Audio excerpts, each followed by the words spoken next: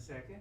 We're going to show the interview with the author. Stand by.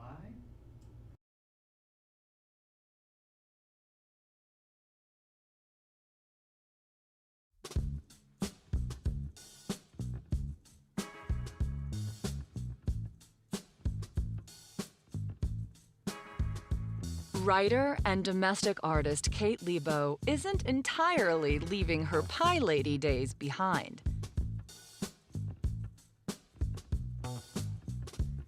While pie is delicious, she tackles the offbeat, the challenging, the difficult fruit.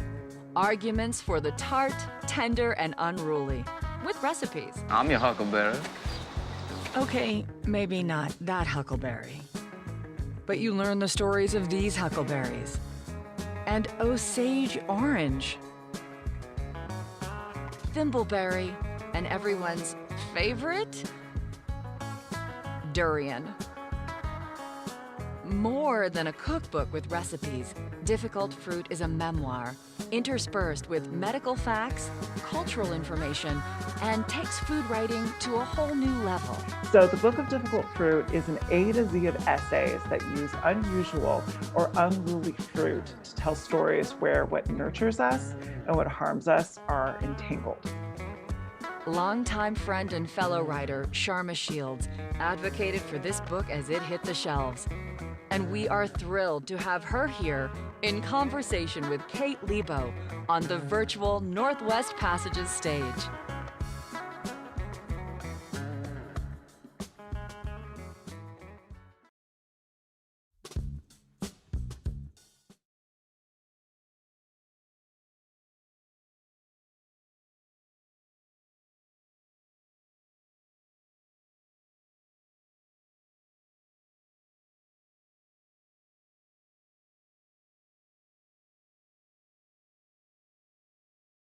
Knowledge that right over our heads there should be a link to Auntie's where you can buy this book and support this wonderful local author and our awesome local independent bookstore. So do pick up the book. It's absolutely wonderful.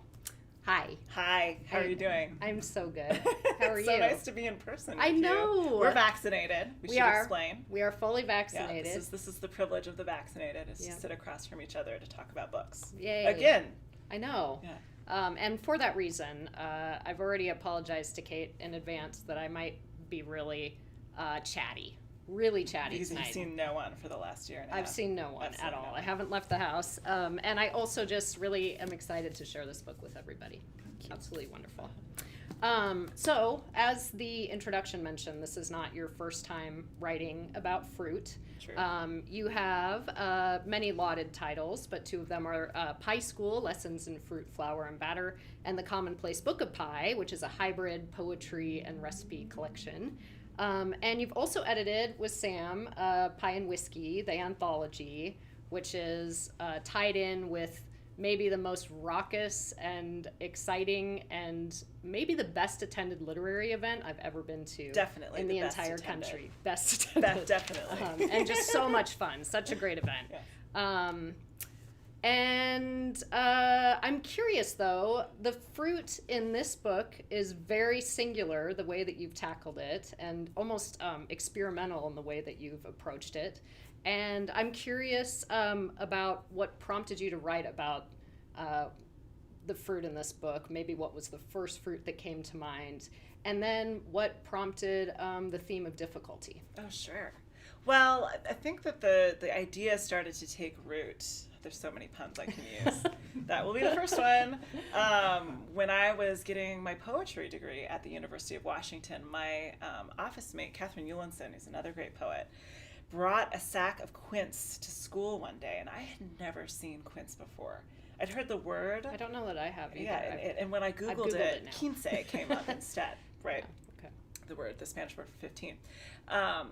They were beautiful. They were this hard yellow with a fuzzy gray fuzz on top of it. They smelled amazing.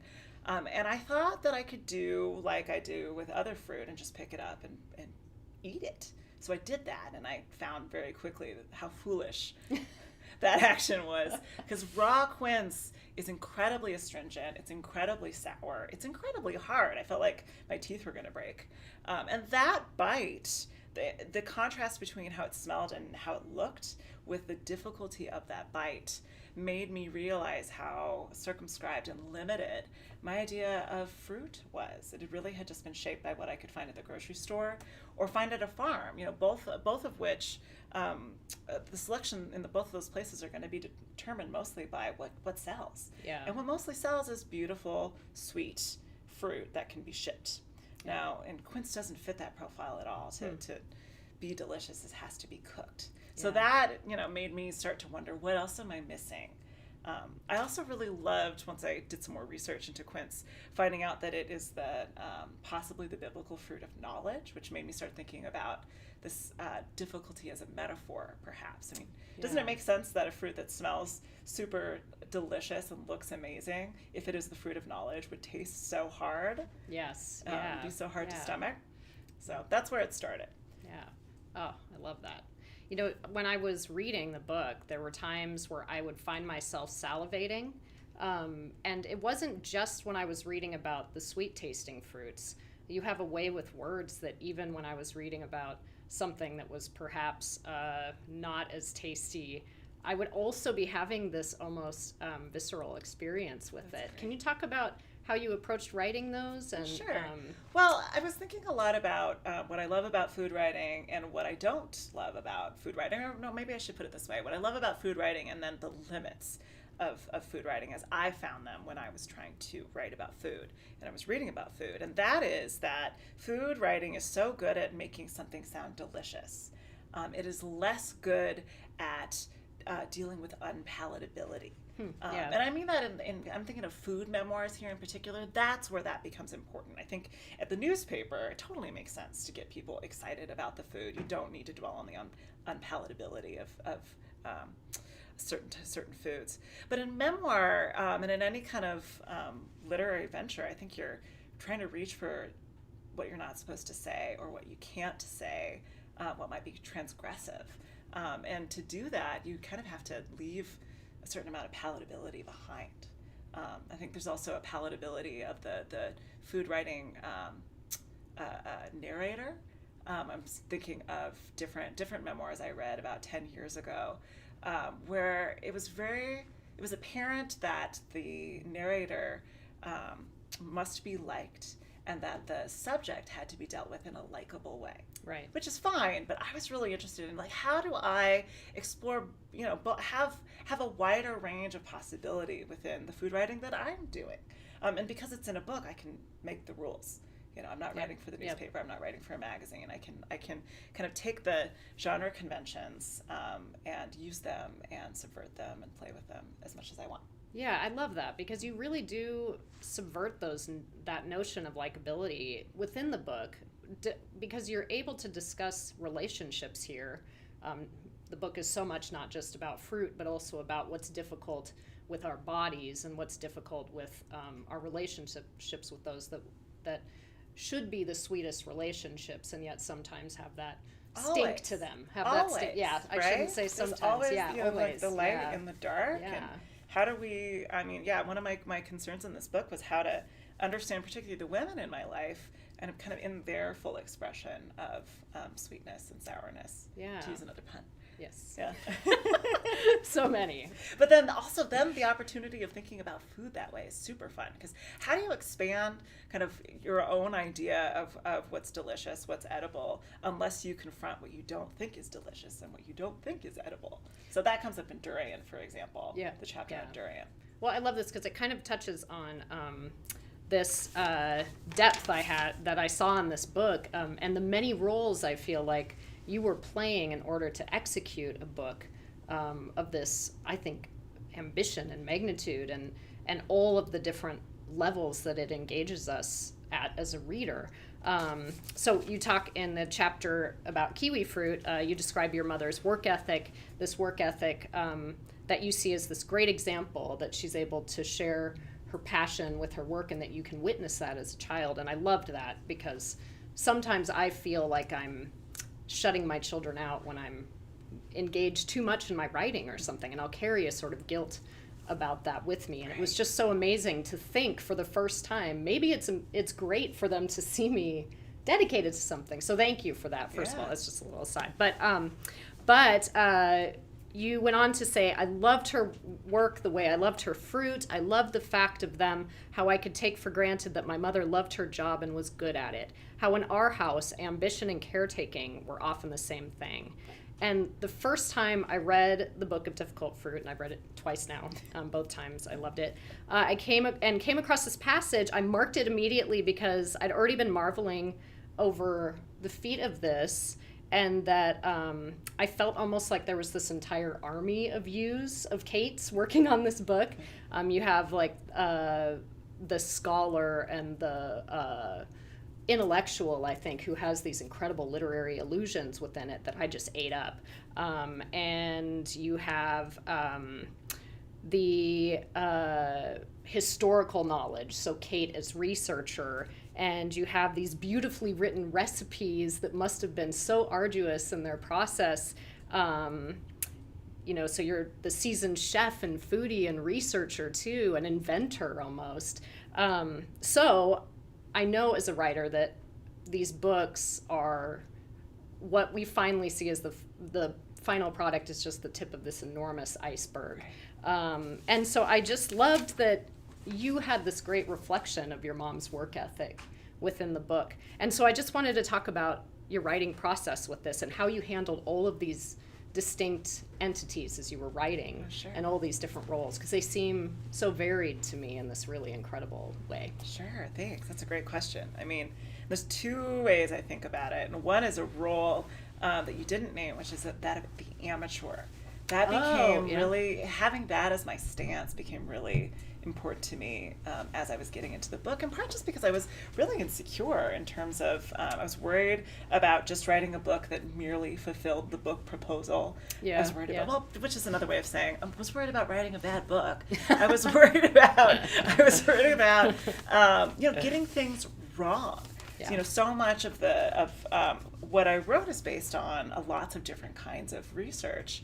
And it was interesting to me and really important to me to try to combine all the different ways of knowing that became available to me through these different kinds of research. So what I mean by that is I was going to the library at Eastern. I was using WSU's library resources. I was using library resources at the University of Washington.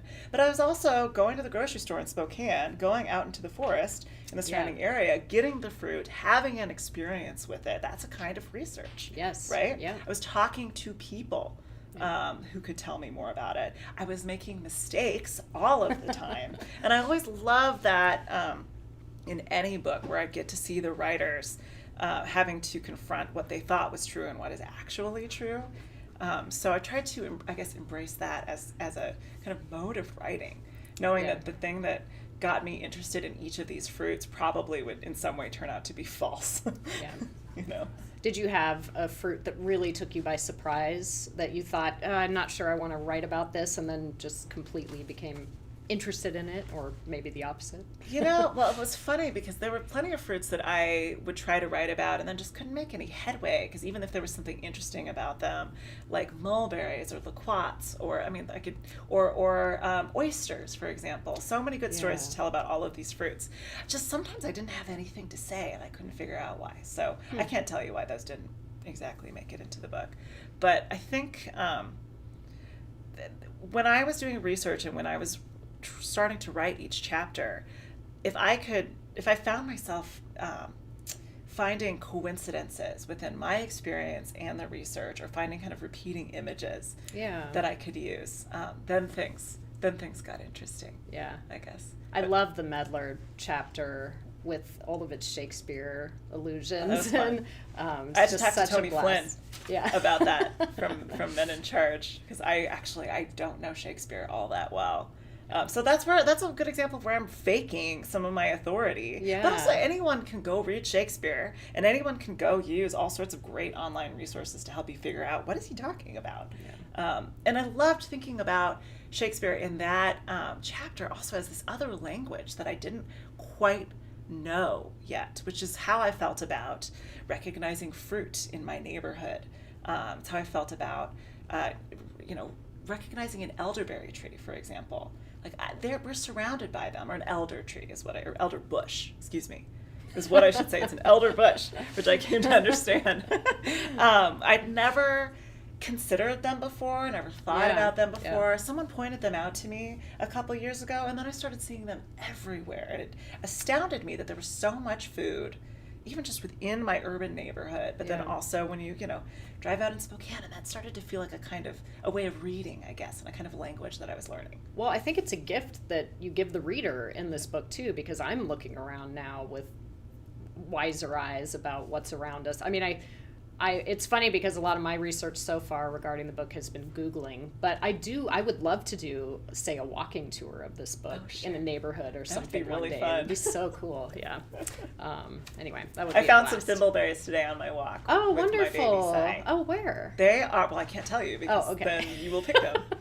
Well, the thimbleberry chapter, I have many, many favorites in this book, but the thimbleberry chapter is one of my favorites because, and I think I sent you a picture last summer because my daughter, when I was reading it, my daughter had just taken a walk from my parents' lake cabin on Kilroy Bay on Lake Ponderay, and there's a little dirt road there. You can only access this area by boat most of the year, and so there's like little UTV roads, forestry roads, but that's about it. And she called it Thimbleberry Lane, and she would just go there just to eat, and then she'd be like, I'm gonna go eat some thimbleberries and then I'll come back later. And when she came back, I was like, hey, there's a recipe in this book for thimbleberry toilet paper, so now you kids know. And I wasn't even saying it really in a jokey way, because that is very vital information for us to have in the woods sometimes. Absolutely. So it was just so cool. And I was like, of course thimbleberries, this fruit I've always seen, is so I don't know, gentle and sort of prolific up there. But what was so cool is I had never thought about it being so wild that it really can't be planted elsewhere. No, and that or marketed it can't or be sold. Yeah, and that they do just give one little berry at a time. And I'd never noticed that until I read your chapter. Right, so much about how we think about fruit really has to do with our appetite, our ease at getting it, right? And we've bred so many. I mean, apple trees used to just fruit every other year, but that's not going to work for the apple industry, and that's fine. That we've tailored. I think that's fine. That we've tailored these plants to suit our needs. I mean, that also suits the plants. It makes us propagate them more and more and more. We are in a symbiotic relationship with fruit. It's like a primary way that animals and plants overlap. That's cool. Right. Yeah. But the thimbleberry is such a great example of a fruit that is kind of there on its own terms, is not been domesticated, does not deliver like a marketable crop, or even enough of a crop that you can make a pie with it. Yeah, there's not enough. You just have to eat it when you find it. We love them because we walk by and we just pop one in our mouth at a time. And anyway, I gained so much knowledge about that and how, and you're right, it suits our needs as we walk around very casually in the forest and whatnot. But I had never tried to go out and like pick a bucket of them before, and never had thought to do that. And so it was just so cool to gain that knowledge reading the chapter. The relationship with that, what happens with rarity, with thimbleberries, rarity is really interesting too, right? So it's something when you encounter it, generally it's free. It's got this kind of serendipitous, generous feeling. But then, like that used to show up on as a dessert at the Willows Inn. I don't know if it does anymore. I haven't been there, and they've had some scandal recently. I guess it turns out that something along the lines of like all their fancy food is that they've been gathering just from Lummi Island is really just from Costco. That's an exaggeration. I don't really know. I shouldn't say that because I don't know exactly what the story is, but I'm not even familiar not what they've with been this marketing. restaurant, But they would serve this, and I heard this from multiple people who were able to go to the Willows. They would serve just thimbleberries straight as dessert, which is lovely. The right way to serve them, right? But of course, I mean, this is a luxury dining experience that only a few people can afford, and how weird for anyone who has just encountered them as, a childhood food. Someone like Maya Jewel Zeller, another great local poet, had talked to me about this. She would just go pick them, on childhood afternoons, and it was you wouldn't call it foraging, we'll just call it eating, Yes, right? yeah. So foraging Yeah. starts to signal our relationship to food and to Yeah. fruit and all that, and I don't know. Oh, it's so cool. Yeah. Another I think theme that recurs in the book too, and that we immediately see right in the first chapter with the aronia. And is it aronia or aronia? Sure. Yeah. Aronia. People don't really maybe. talk about it, so I actually haven't Yeah, heard it out choke loud cherry. all that much. I've Yeah. heard it pronounced aronia. Okay, aronia. And that chapter immediately roots us in ideas of health, sickness, the body, the mutinies of the body, and how we want to find almost immediate cures for those mutinies. And I know that you talk about Susan Sontag in the book, and I was thinking about her quote, "Illness is the night side of life, a more onerous citizenship. Everyone who is born holds dual citizenship, in the kingdom of the well and in the kingdom of the sick." I love that quote of hers. Yeah. And part of being alive and living in a body is experiencing all of these ways that our body entropies and it breaks down. And I think you write about many different examples of that. We have gout, ulcerative colitis, there's cancer in the book in multiple places, migraines, which I also have issues with. And this connects in just such interesting ways with, what we were talking about with the sweetness, and then what I keep thinking of is the stink, because that's about as eloquent as I'm going to get right now. But it's so cool to think of it in terms of the fruit too, the cherry that has this wonderful sweetness and then also has poison within it, and how we carry all of these things within ourselves. Anyway, so I had a question connected to that. I have to look at it. Oh, can you talk about the ways health and mortality helped shape your narrative? Oh, sure. Gosh, and I think so food has always had a relationship with medicine for me because of the ways my mother, who suffers from migraines and has, my entire life, and before I was born, the way that she would use food as a way to try to heal herself. Mm-hmm. And I would watch it work for a while, and then it would stop working. And, so that taught me that food is both a pleasure, a necessity, a medicine, but not necessarily a medicine to be dependent on. So I both very much believe that food will heal me and have complete doubt in that very same thing. Yeah, and you talk about the placebo effect, and the power of it, and I like that you don't shirk that concept. You actually hold it up. It's the placebo effect is a great thing. It's actually worth it. And I think and I was thinking about the placebo effect also in terms of the metaphors we use to identify what's going to make us well. Mm-hmm. And in this case, for me, that's food. And that in aronia, I'm talking about antioxidants in particular, and the way that aronia supposedly have a high portion of antioxidants, and so we can take them and kind of feel like we're ingesting a pill. And they look pill-like, and they also look like they're so dark. Their juice is so dark that also looks like lifeblood, which really got me to thinking about the ways that I know that this pill isn't magic, but it looks magic. And if I do believe that the ritual of ingesting something like that, of paying attention to my health, will keep me healthy. Yes. Even if the antioxidant properties of these fruits are a bunch of hooey. Yep.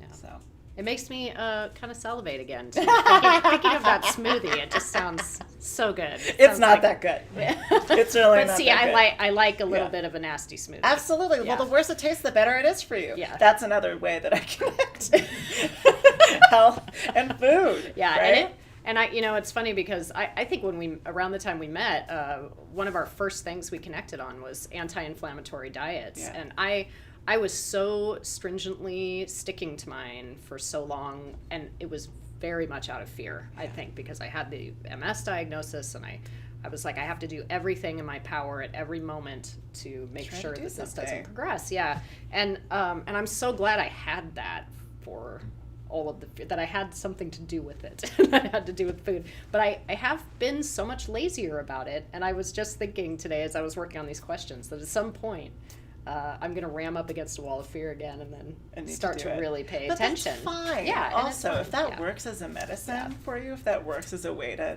I don't have a modicum of control over our decaying bodies. Yeah. That's Yeah. fine. I was doing the same thing when I met you. I'd just been diagnosed with ulcerative colitis. And thought also maybe that diet could heal me, and it didn't. But it gave me a sense of control. Well, I remember it being really comforting, getting to talk to you about it, because it was all a very new world for me, and I was trying my best, and it was just cool to see somebody else, trying their best too. Like, we're gonna try our best. So anyway, very cool. One of the other things I thought I would mention here, speaking about some of our earliest conversations, and when I first got to know you, there was the work that was starting to be done with Spark Central Inc. at that time, and you were one of the founding members of that, which was founding board Central, members but not of Inc. Yeah, not of Inc., but of Spark. I inherited. I got to come in. Yeah. But I think of you as one of the first, if not the very first, board members there, right? At Spark. Yes. And I also remember when you moved here from Seattle, Paul Constant writing about you and saying that what he loved about you is how much you always showed up for other writers in your community, and that you were just a face that he would see frequently out and about, and just warm and inviting. And I think you do something really brilliant in this book with bringing in members of our community here and talking about the work that they do. I think of Lorraine Wiley, for example, Micah Maloney, these other people in our community. Maya, that's Sam. right. Yeah, Sam's all over it. Sam Ligon, my husband. That's right. Yeah, and I love. He was always there to tell me a joke when I was stuck. So you'll know I'm stuck in the book because Sam says something funny. Yeah, that's great. I love that. But I feel like community is a part of who you are, and that you do that beautifully in the book. And I just wanted to say how cool I think that is, and ask what you think community should look like, and how much of a daily presence is that in your life as you're writing and whatnot. Well, it's changed so much because of COVID. Yes. I can't remember. Yes, What was it like to be with people? I know. It's strange. It's a strange question. Well, I think getting to live in a place where it just feels like something's happening, where remember when you and me and Chelsea Martin were walking with our kids in Manitou, and I had just had my baby. I think maybe, he was just a month or two old, and we ran into Lena Crow, and we ran into Marianne, and it just gave me this, and they were also walking their babies, and it was just all like writers and babies. Writers, yeah, right? It was just this mom writers of Spokane. And it just made me think about it. When I lived in Seattle, it just seemed absolutely impossible to be an artist and have a family. And maybe I wouldn't feel that now. I don't know. I haven't been there enough to know what the changes have been. But anyway, 10 years ago, it definitely felt totally impossible. And it felt like a choice, like you can have one or the other.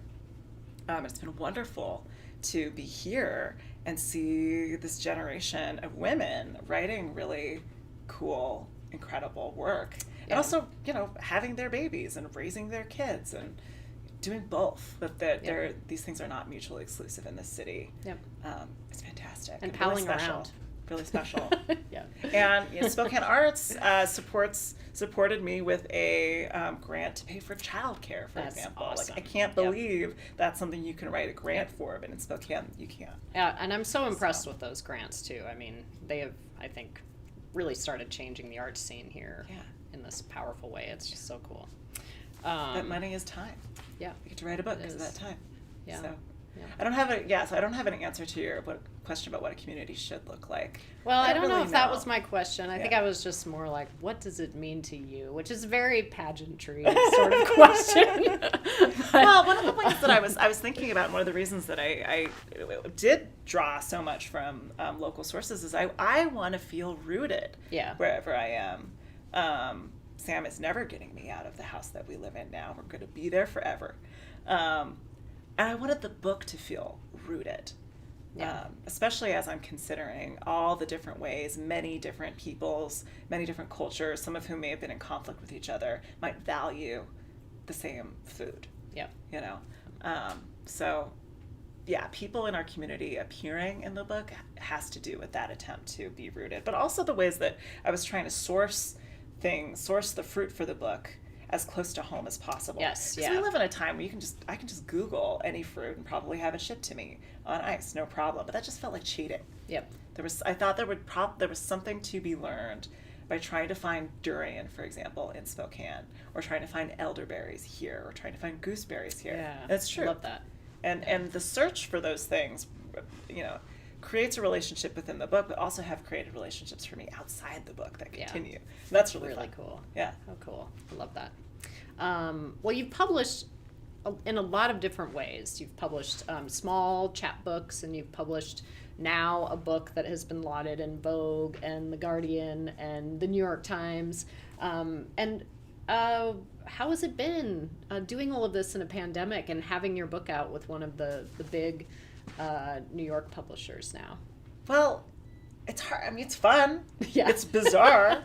It's so strange to go from 7 years of trying to pretend like no one will ever read this book so that I can actually write something, so I can have that privacy and that quietude, to then having it out in the world and in these international channels. So I feel both isolated and overexposed, and excited, grateful, horrified. Yes. Yeah. I mean, I think I've talked to you about it, but I had a friend who was like, don't ever read your reviews. Not good, not bad. Definitely don't read the starred reviews on Amazon or Goodreads. Yeah. Stay away from it all and just keep Those working. people on Goodreads are mean. Oh my God. I mean, yeah. Sometimes they're hilarious if you're in the right mood. True, but, true. But My favorite review of one of my books was, I weep for the trees that were sacrificed to make this book. Like, thanks, reader. sacrificed. I see you. Oh, yeah. It's okay. You don't have to like the book. Yeah. I just get It's to, true. Yeah, they don't. Yeah. It's I'm very democratic about readership. I think people should choose what they want to read and hate what Absolutely. they want to read, and Don't all let the anybody rest. tell you what to read. That's right. You know? That's right. No, and that relationship of the reader to the book is, it's none of my business. They're having their time. It's quiet. I don't get to see it. I had my quiet time with the book, and then they get their quiet time with the book. Yep, So. that's right. Yep, I know. I love that. Let's see. The range of recipes is so awesome in this book. Some of them I already mentioned. The thimbleberry leaves, for example, is toilet paper. Durian lip balm, which is talked about frequently. Delicious huckleberry pie, and a blackberry shrub that I would just like an entire picture of one evening, if possible. I might come over to your house We can and make get that that. happen. And did you have any rules for yourself when you were considering the recipes, like Sure. so many ingredients or whatnot? Well, when I first pitched the book, I promised one recipe that was edible and one that was inedible. Oh, cool. And then I tried to dial that back and say I'm only going to do one recipe, because I realized, like, oh crap, I have promised a full-length cookbook and a full-length essay collection. Wow. And my very smart editor, Jenna Johnson, was like, nope, you promised me 2 recipes. I want those 2 recipes. She was so right. Because as I went about writing those recipes, and I did try to keep that balance of one inedible and one edible, or one edible and one medicinal. And what's medicinal is often also edible. Yeah. So it blurs that line. I tried to choose things that would serve as illustrations for each chapter. So each chapter, turns the fruit that it's dealing with into a metaphor, while it's also, engaging in its, history and physical characteristics. And I like the way that the recipe that concludes each essay then brings the metaphor back down to earth, and we're back to the real fruit. And we need to do something physical with it. Yeah. Recipes are so bossy. They're one of these types of texts that expect you to do something, and you can do something. You can follow the directions and make the thing, which is the certainty of that is such a relief often when I'm trying to write a poem or trying to write an essay. Where I often don't know what I'm doing and have to make that's it so up. cool. Well, I loved sometimes the recipes themselves were anecdotal in this really interesting way, and I loved reading them. Even though I have never been a huge cookbook reader or anything, but I think maybe I should do that now, because I really did enjoy this so much. It was just so fun. They're beautifully written, and I just really enjoyed those. parts the of it. recipes became this chance to include information about each fruit that didn't really fit in the essay. Yes, yeah. So in a way, they became like footnotes or like B-sides. Yeah. You know, I could kind B-sides. of, they could take place in, you know, at a different time or with a different character, Yeah. and they were related, but they weren't what came before. Yeah. And it was really fun also to write recipes that are hard, that are, and not necessarily hard actually, but just a pain in the butt.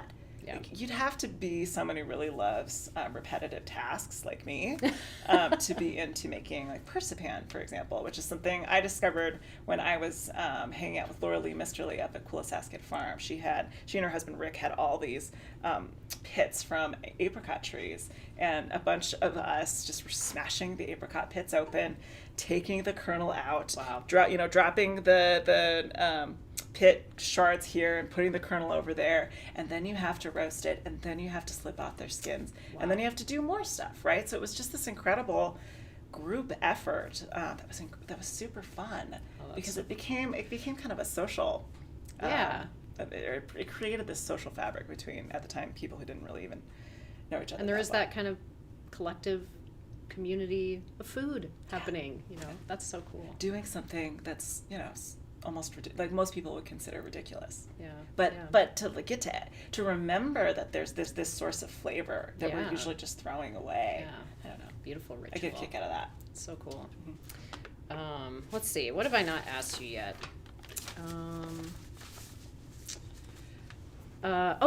This one's a doozy. Okay, let's see. So I remember before my first novel came out. I'm like the What are you going to least ask? professional interviewer ever. I remember before my first novel coming out feeling this sort of rising terror that my family was going to read it. Like somehow when I was writing it, I didn't realize that No, one that's day, good. You need that denial. Yeah, and that, you know, as I got closer and closer to the publication date, I think the panic was just rising for that. And to my relief and surprise, there were a lot of great conversations that came from it, and great. astoundingly no arguments. And so I, you know, of course, write fiction, so I can always hide behind some of the like very big wackiness of what I write, but you're writing memoir. And so I'm curious how the lead up was to the publication date, and if you felt similar kind of concerns as you were approaching, and you know, if any conversations have happened. That's kind of a personal question, so if you're not into answering that, you don't have to. Well, but, definitely, yeah. that has been something that was on my mind and is on my mind. But Yeah. something that was important to me as a writer and as someone who wants to continue to have relationships with the people that they're writing about, Yeah. was to consult them. As Yeah. I was, Oh, that's great. you know, Yeah. once I had a good enough finished draft, where I felt confident that this is close to what I, you know, want to publish. When it was sensitive, I would pass it by family members or friends, and in some cases, I got to incorporate what they told me into Yeah, the piece, which was that's fantastic. powerful, yeah. Because it made that happens in Juniper, for example. It makes the piece bigger. It also tells the reader that I got consent, which in that case, with that story, because it's about abortion, Yeah, seemed yeah. particularly important with such a sensitive topic. Yeah, definitely. And with my family, you know, I had a long conversation with my folks about the parts that they were in, and it's so. I mean, one of the things that I was trying to figure out how to do was to make them feel safe enough as they were reading the piece that they felt like they could give me what I had written. I really hoped that they would give me what I had Yeah. written. If they had asked me to, you know, or to change things, I would have changed things, you know, and I did change some things. But yeah, it was important to me that they felt like they weren't completely out of control, because they were. I mean, this is my version of family stories, and in a lot of cases, what that means is kind of just shrinking, you know, people I love who are very complex into just one particular part of themselves that fits in this essay, and that's got to be a weird feeling. Yeah. You know, and I appreciate that, and I wanted just to give them a chance to talk to me about it before it was out in the world. And Well, I love how complex everybody is within the book, including the narrator of the book, Okay. which, you know, I just thought, I mean, it just, there's such movement in this on both like a human level, like there's such an arc to the entire book as on this Which maybe human it was level. because it took 7 years to write, right? Somebody asked me if I created that arc on purpose or, you know, purposely steered the change in yeah. my life. And I was like, are you kidding? Well, and let me check, because I think Christy had mentioned a question, and I'll see if that question has showed up in my phone here. How many rewrites? Yeah, somebody had asked how many rewrites. Oh, right. Do you think it took? Right, and I've completely lost count. Yeah. But then my other answer to that is writing is rewriting. Yeah. So, Yeah. you know, there's no way Yeah. to count how many drafts. There were 3 major drafts. Yeah. And this book was a mess up until the very end. Yeah. And it reminded me actually of baking for pie and whiskey. So when we make, pie for 300 people, we'll have, 5 people in the room with us, me and Sam, helping make the pie. And you have to make the crust, and then you make the filling, and then you roll the crust, and then and there's all these different steps that do not look like pie. And it takes days, right? And they don't look like finished, delicious pies until, 5 minutes before they go into the oven. Yeah. And you just kind of have to, at some point when you're getting tired and it's almost time for pie and whiskey, you have to be like, this will be pie, I promise. I know it's just scattered in parts all over the kitchen, but that's how it comes together. Wow. Awesome. So the book was like that. Yes. I did. Like a pie. Yeah. I think that's myself. what I loved about the New York Times rave review of this book, but at the very end she was like, the book is like a pie. Or she said something like that. It was so great. I'll never escape that. I You'll knew never that escape the pie. years ago that I would never escape it, and it's true. Oh well, Yeah. just a pie lady. Well, I'm getting to the last question, so I just want to say again, thank you to Aunties, and I'm Thank you, pointing up Aunties. here to the book. Go buy the book, everybody. Support your local authors and your local indie bookstores. And I also want to thank Jesse and Christy and the Spokesman-Review and Northwest Passages for having us. Awesome Thank you, people. Jesse and Christy. And my friend Kate for writing this beautiful book. Thank you, Sharma. And my last question is just, are you able to write it all right now? Oh. And if you What a are, question. what is the project? Oh man, tell you what, I was able to, because I had a baby 7 months ago, and he's adorable, and I was actually able to write even when he was an infant, but since the book has come out, my concentration is just scattered. So I have just been, I've not been writing, and I have been enjoying being with Cy and with Sam and just talking to people about this book. Yeah. And once my, all the pieces of me come back together and knit themselves together, I'm hoping I will be doing the food waste survey for the Washington Center for Cultural Traditions. Oh, it's going to be cool. focused around Spokane food waste. Awesome. So I've been doing different interviews with different culture bearers about food. And Wow, so very look for articles about our particular food waste. Oh, that's awesome. Yeah, Cool. that'll be fun. Hey, we'll do. All right. Well, thank you so much. We have our raffle event happening where we will spin the magic wheel whose name I've forgotten. It's the name wheel. Here we go. The name wheel. Here it goes. Big bucks, no whammies. Who's the winner? Who's the winner? Who do we have? Paul Lindholt. I know Paul. Hi, Paul. Way to go, Paul. You won! Paul Lindholt, another Spokane writer. That's great. There goes my question. And here we go.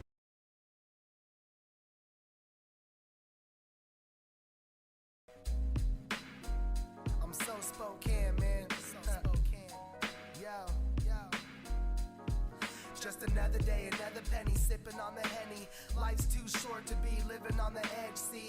Yeah, man, I'm so Spokane. I wanna leave this place, but I stay where I am. I love this land, I love my clan. I love my town, and I love my fans. To all the people that be hating, I'll be waiting with the patience. This is music I'll be facing, embracing them with the greatness.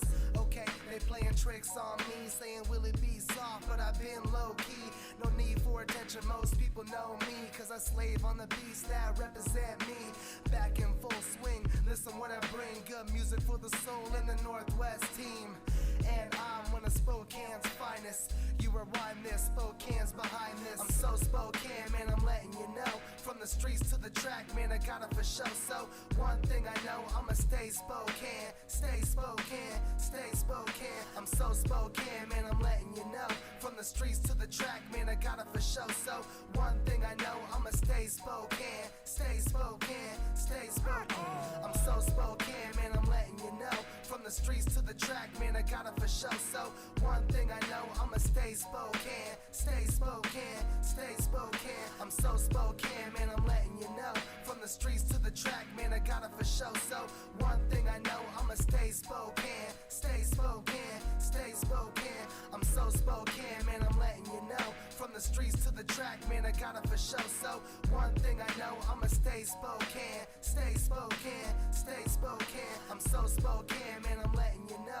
From the streets to the track, man, I got it for show. So one thing I know, I'ma stay Spokane, stay Spokane, stay Spokane. I'm so Spokane, man. So Spokane. Yo, yo. Just another day, another penny, sipping on the Henny. Life's too short to be living on the edge, see? Yeah, man, I'm so Spokane. I wanna leave this place, but I stay where I am. I love this land, I love my clan, I love my town, and I love my fans. To all the people that be hating, I'll be waiting with the patience. This is music I'll be facing, embracing them with the greatness. Okay, they playing tricks on me, saying will it be soft, but I've been low-key. No need for attention, most people know me, cause I slave on the beats that represent me. Back in full swing, listen what I bring, good music for the soul in the Northwest team.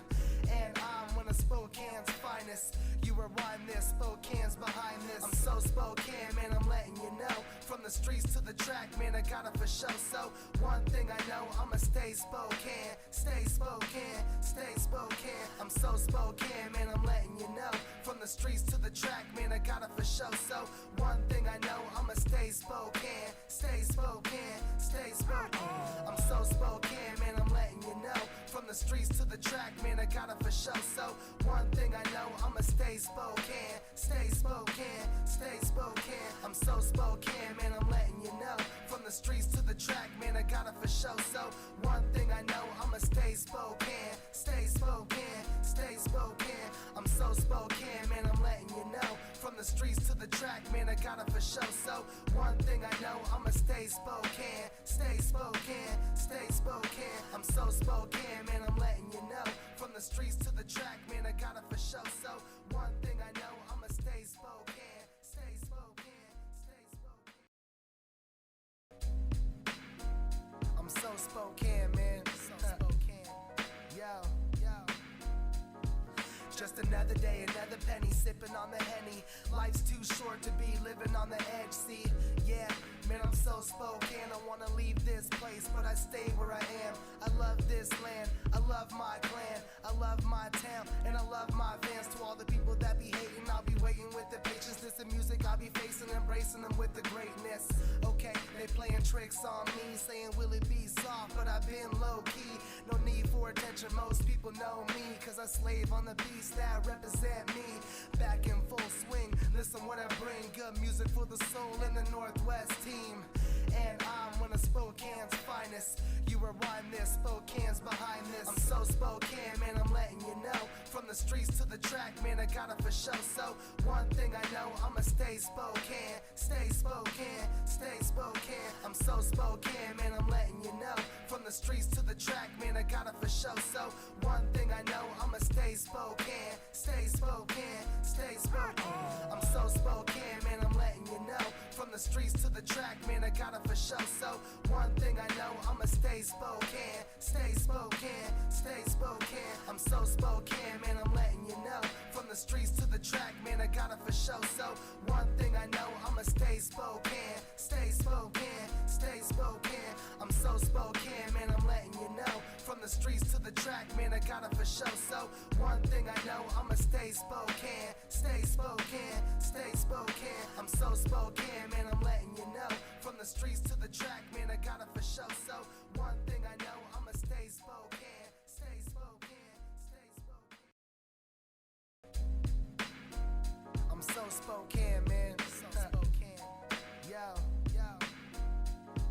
Just another day, another penny, sipping on the Henny. Life's too short to be living on the edge, see?